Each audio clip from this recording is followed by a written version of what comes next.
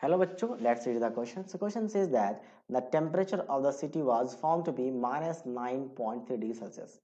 A car was used whose radiator was filled with 5 liter of the water. What is minimum quantity of anti-freezing agent ethylene glycol were added to the water of the radiator in order to use the car for traveling?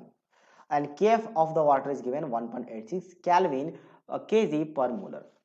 क्या बोला गया यहाँ पे question में? अब देखो, पहले मैं वाटर की बात कर लेता हूँ कि वाटर का अगर मैं प्योर फॉर्म में लूँ तो उसका फ्रीजिंग पॉइंट क्या होता है? 0 डिग्री सेल्सियस। और एक टेम्परेचर है सिटी में जिसका फ्रीजिंग पॉइंट कितना पाया गया? इतना डिग्री सेल्सियस। ठीक है, अच्छा temperature, sorry freezing point given नहीं है, टेम्परेचर यानी आउटसाइड टेम्परेचर किसी भी सिटी का कितना आपका? -9.3 डिग्री सेल्सियस। अब हुज रेडिएटर, एक कार है जिसका रेडिएटर है जो कि फिल्ड है आपके पास 5 लीटर वाटर के साथ, 5 लीटर वाटर है। What minimum quantity of anti freezing agent, anti freezing agent हम कितना कम से कम यूज करें इथाइलिन ग्लाइकोल का? इथाइलिन ग्लाइकोल होता क्या है? C2H5, या फिर इसको बेटर ऑप्शन है आप ऐसा लिखो, C2H5 नहीं होगा, C2H4 होना चाहिए था, CH2CH2OH, इसे कहते हैं ethylene glycol. Were added to the water, कितना वाटर ऐड कर दें कि आपके पास उसको हम कार को वहां ट्रैवलिंग कर सके, मतलब कार के अंदर जो वाटर होगा वो फ्रीज नहीं करना चाहिए। ठीक है, तो हमें कम से कम मास निकालना है, मतलब हम ये मान लेते हैं कि जो वो कार के अंदर वाटर है वो फ्रीज कर रहे हैं, ऐसा मान लेते हैं। तो उससे थोड़ा मास ज्यादा ले लेंगे तो फ्रीज नहीं करेगा। तो क्या होता है कि वाटर में अगर हम इथाइलिन ग्लाइकोल को मिक्स कर दे तो ये क्या करता है? इसके फ्रीजिंग पॉइंट को डिक्रीज कर देता है।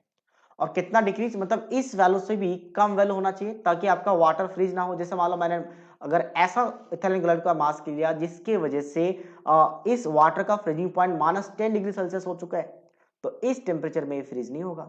तो फिलहाल के लिए हम इसे स्टैंडर्ड वैल्यू मान के कर लेते हैं। तो इसके लिए हम फॉर्मुला क्या यूज करेंगे? डिप्रेशन इन फ्रीजिंग पॉइंट, मतलब मुझे सॉल्यूशन का फ्रीजिंग पॉइंट अब हमें -9.3 डिग्री सेल्सियस बनाना है क्योंकि मिनिमम वैल्यू चाहिए। तो हम यूज करेंगे डिप्रेशन इन फ्रीजिंग पॉइंट। ठीक है, फ्रीजिंग पॉइंट में कितना डिप्रेशन हो जाएगा वो देखते हैं। तो ये होता है delta TF is equals to क्या हो जाएगा आपका? Molality into KF।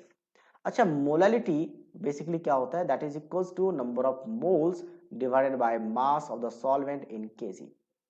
अच्छा, नंबर ऑफ मोल्स क्या होता है? That is a given mass of the solute divided by molar mass of the solute into mass of the solvent.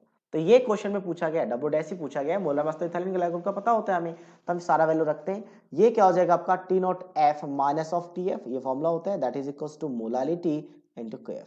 अब ये वैल्यू मुझे पता है 0 डिग्री सेल्सियस, ये कितना गिवन है? -9.3 degree Celsius is equals to molality कितना आपका? तो ये हो जाएगा डब्ल्यू डैश जो निकालना है। मोलर मास निकाल लेते हैं, 2 कार्बन है तो 24 हो जाएगा, 2 ऑक्सीजन है तो 32 हो जाएगा, और हाइड्रोजन कितने? टोटल 6 है तो 6 आ जाएगा। कितना बन गया आपके पास? ये 62 आ गया।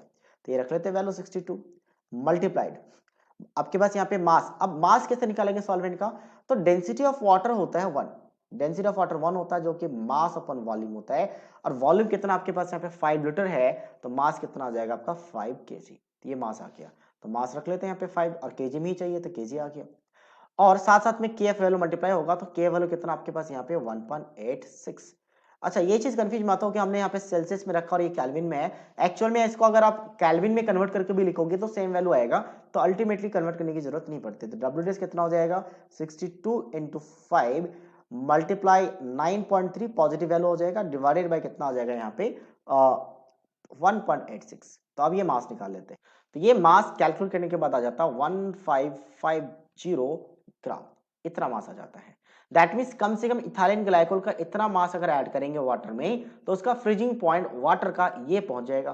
तो इससे थोड़ा सा ज्यादा ले लो तो फ्रीजिंग पॉइंट और कम हो जाएगा, तो आराम से हम क्या कर सकते हैं? कार को ट्रेवल कर सकते हैं। अदरवाइज क्या होगा? हम कार लेके निकले और उसमें इथाइलिन ग्लाइकोल नहीं है, प्योर वाटर है, तो 9 डिग्री सेल्सियस -9 डिग्री सेल्सियस तो सोचो वाटर तो फ्रीज हो जाएगा, तो कार चलेगा ही नहीं। ठीक है, तो that means option C will be the right answer of this question. So I hope you understood it well. All the best.